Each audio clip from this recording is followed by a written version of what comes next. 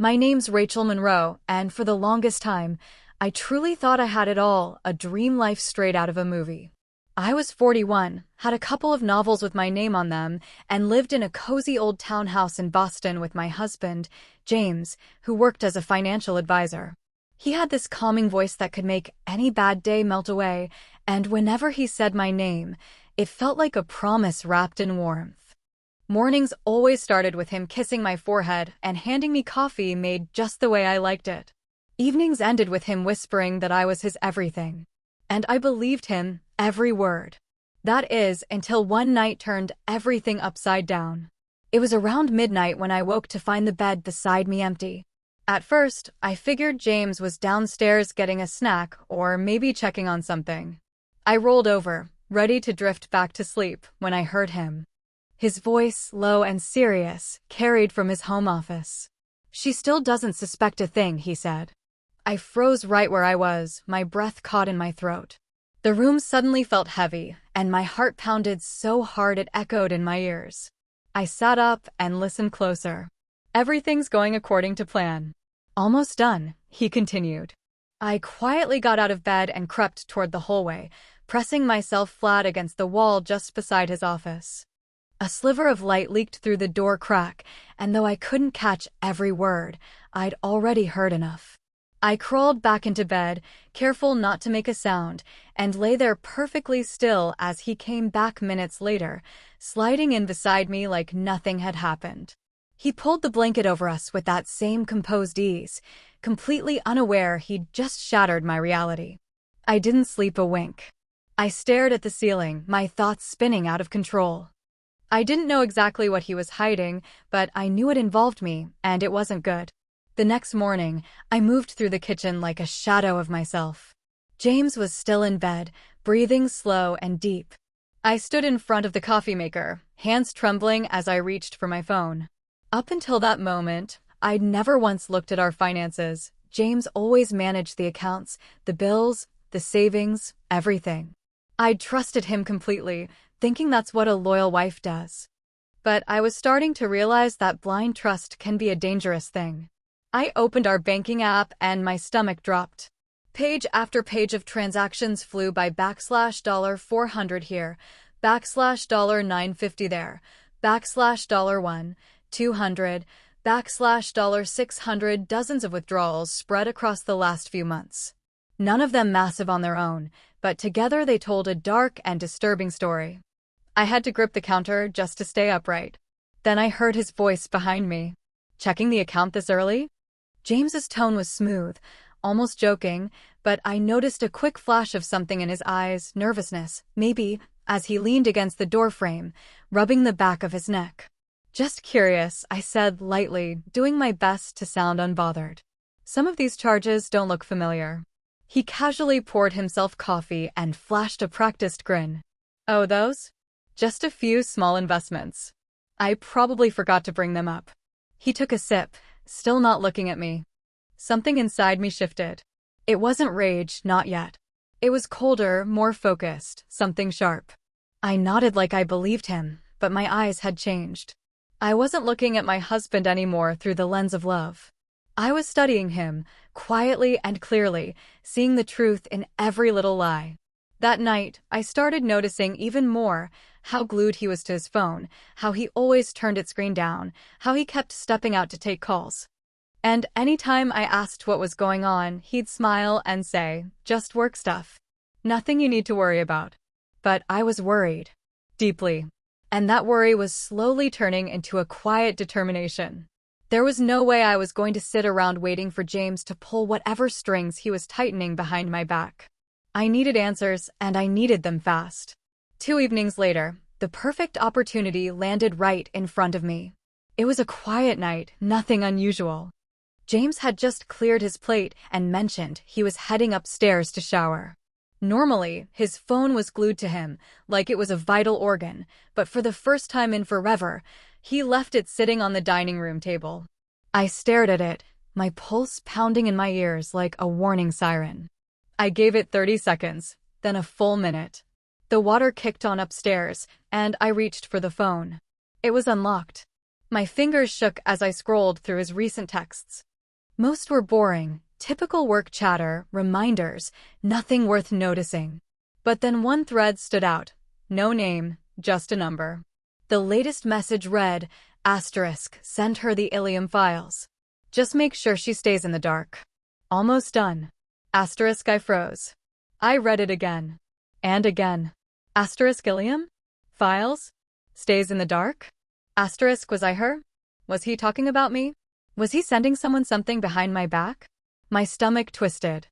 Carefully, I set the phone back in the exact spot he left it, trying not to leave a single trace. I walked into the kitchen, splashed cold water on my face, and tried to catch my breath. The shower was still running. I had a few minutes, but my mind wouldn't stop spinning.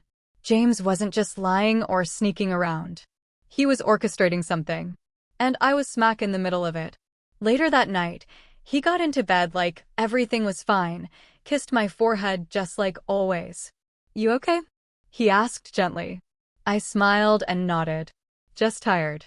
Inside, though, I was on fire. He had no clue I'd seen the message. He thought I was still blind. That was his biggest mistake. And I planned to use it. The very next morning, as soon as James left for work, I called someone I hadn't spoken to in a while, Anna Prescott. She wasn't just an old college friend. She was one of the sharpest estate attorneys on the East Coast. We'd reconnected just last summer over coffee, and I never imagined I'd be dialing her in a panic. As soon as she answered, I dove straight in. My voice shook as I laid it all out, the strange behavior, the secretive phone calls, the money disappearing, and the message about the Ilium files. She didn't interrupt once. When I finished, she asked me just one thing.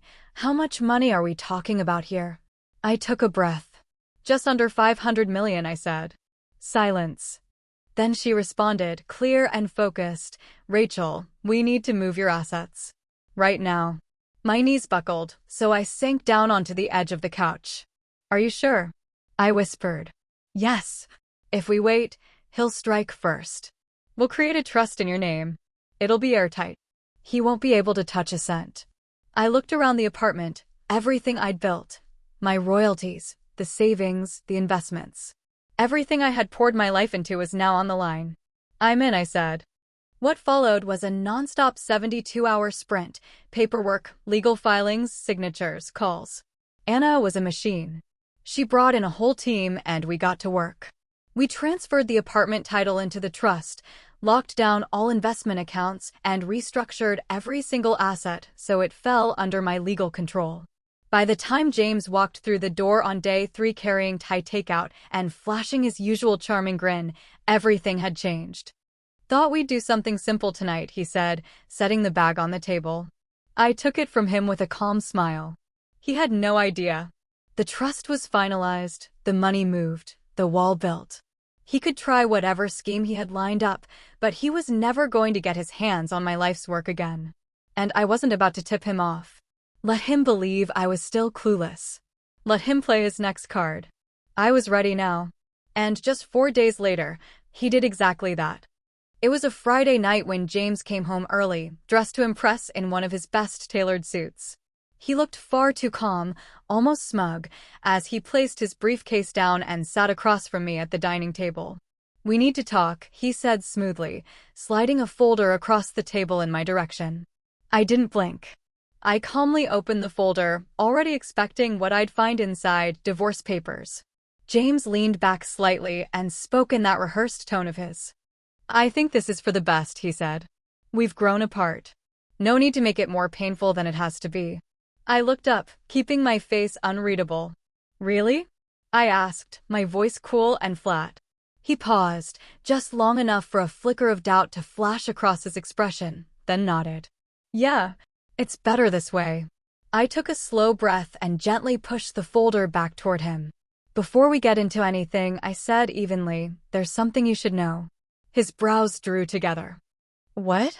I leaned in just a little, keeping my voice calm and crystal clear. I already moved everything. His eyes blinked in confusion. What? The apartment. The bank accounts. My royalties. It's all in a legally protected trust now, I said, my tone steady and firm. You can't touch any of it. His face drained of color. You What are you talking about?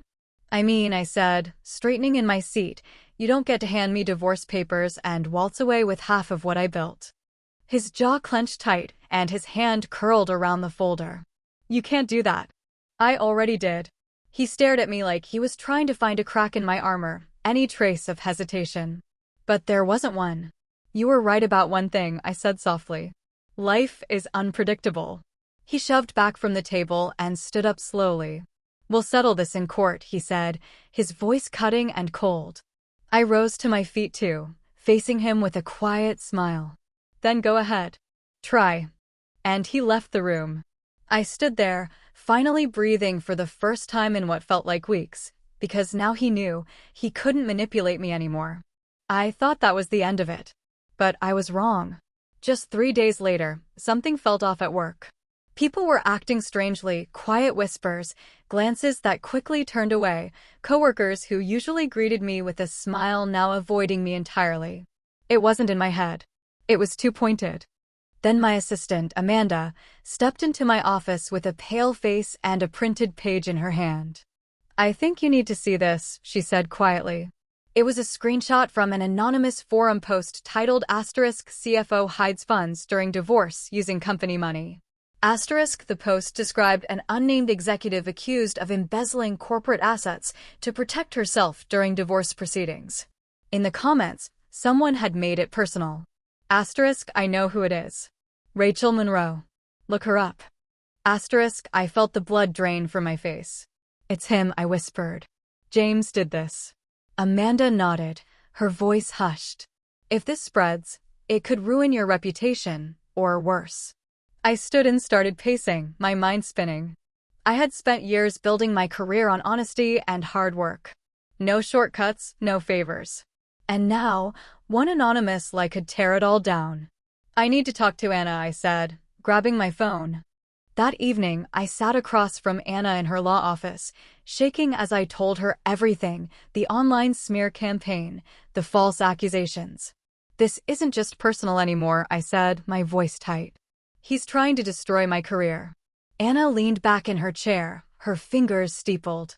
He's playing dirty, she said. He wants to corner you into a settlement. He thinks if he smears your name, you'll cave. I looked her straight in the eye. I'm not giving him a damn thing. She nodded and started drafting a cease and desist letter. If he keeps pushing, we'll sue him for defamation. We'll hold him accountable. For the first time in days, I felt a flicker of hope. James was trying to break me with lies, but he had no idea who he was dealing with. I wasn't afraid of the truth. And I wasn't backing down.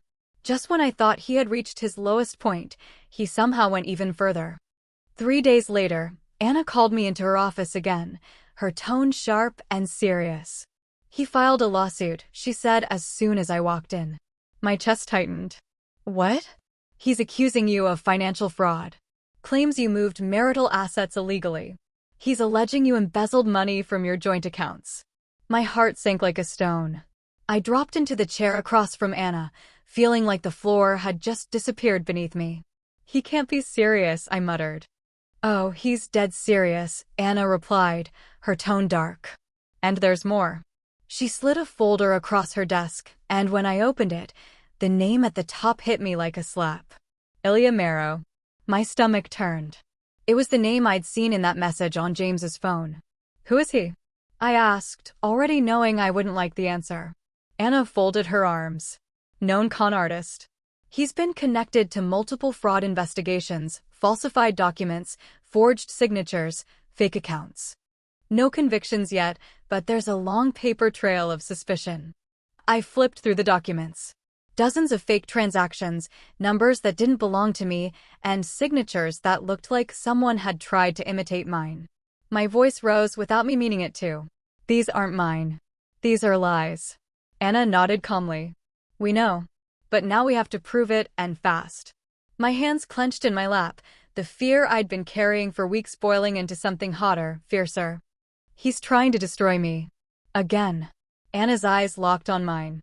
Then let's make sure he's the one buried beneath the wreckage.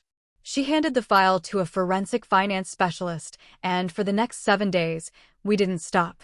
We gathered every real transaction I'd made, traced every dollar, verified every document. I barely slept. But I wasn't doing this for revenge anymore. I was doing it for something deeper: my name, my integrity, my right to protect what was mine. By the end of the week, we had it all. The fake paperwork traced back to Ilya's firm, mismatched dates, clumsy digital forgeries, and zero links to any of my real accounts. James had thrown everything he had at me. But the truth stood taller, stronger. And this time, it stood with me. A month later, we stepped into court. Anna was unshaken, sharp as ever. I sat beside her in a navy dress, head high, hands steady. Across the courtroom, James looked like a ghost of the man I used to know, nervous, bitter, unraveling. The judge took his time with the evidence. Our case was clean, our documents airtight. Ilya never even showed up. And when the ruling came down, I closed my eyes, not out of relief, but out of closure. Every one of James's claims was dismissed. He was denied access to my trust, and worse for him, the court ordered him to pay my legal costs. His smear campaign had failed. Outside the courtroom, he tried to corner me in the hallway. "You didn't have to do this," he said, his voice low and strained. I looked him square in the eye. "No, you didn't have to do this." Then I turned and walked away. For good. In the weeks that followed, I started putting myself back together. Carefully. Quietly. I returned to writing. I took long walks through the Boston Public Garden, letting the stillness slowly replace the chaos. I didn't throw a party. I didn't pop champagne. I reflected. Because real victory doesn't always look like a celebration. Sometimes it just feels like peace. Sometimes it's the simple absence of fear. I learned something through all of this, something I wish every woman knew by heart. Trust is a gift, but control over your life is a right. No matter how warm or loving someone seems, never hand over your power blindly. Know your worth. Protect your future. And when the time comes to act, don't hesitate. Because if someone ever tries to break you with betrayal, don't just survive it, stand up. Stand tall. And let the truth roar louder than revenge. If you're still here, thank you. If this story struck a chord, share it. Leave a comment. Remind someone they're not alone. Because strength isn't just getting through the storm, it's learning how to own the sky once the clouds clear. This is my story. Please consider it a work of fiction.